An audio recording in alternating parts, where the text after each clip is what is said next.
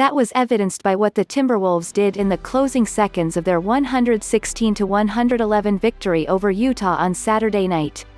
The Jazz had a chance to set up a tying three-pointer and force overtime with 4.2 seconds left. Minnesota did not even let it get to that point. The Timberwolves forced Bojan Bogdanovic to commit a 5-second violation on an inbounds pass. Utah got the turnover and Minnesota got the win. "We played a tough game today," center Karl-Anthony Towns said. "We gutted this one out. Played great defense all around."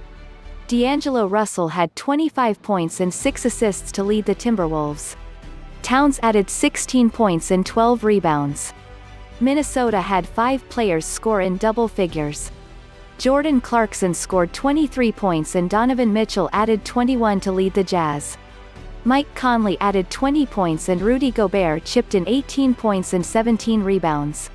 Utah trailed over the final 3 quarters. The Jazz rallied from a double-digit deficit and closed within 107-103 with 2:27 left on back-to-back three-pointers from Mitchell. Russell hit a jumper and Josh Okogie cut to the basket for a dunk on Minnesota's next 2 possessions to keep Utah from erasing the Timberwolves' lead. Utah made it a one-possession game on Gobert's putback dunk with 5.9 seconds left. Russell made only one of 2 free throws, giving the Jazz a chance to set up a tying three-pointer that never materialized. "They were the more aggressive team, and they took us out of our actions," Mitchell said. "We couldn't use their aggression against them." Anthony Edwards tallied 9 of his 18 points in the first quarter. "He's going to continue take steps because he has a growth mindset," Timberwolves coach Ryan Saunders said. "I thought he made plays within the offense too.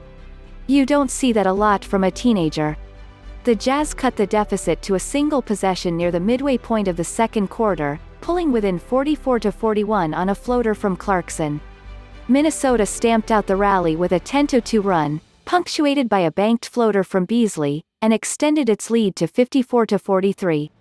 Utah struggled with defending the perimeter and could not adapt enough on offense to handle consistent pressure from the Timberwolves. Minnesota shot 55% from three-point range in the first half. The Timberwolves made 11 three-pointers before halftime. On the other end, they forced 12 Jazz turnovers and turned those into 17 points. Minnesota was the more aggressive team in the first half, Utah coach Quin Snyder said. "They ran, they defended, and we didn't do either of those things." Not much changed for either team in the third quarter. Minnesota led by as many as 17 points in the quarter, going up 86-69 on a Naz Reid three-pointer.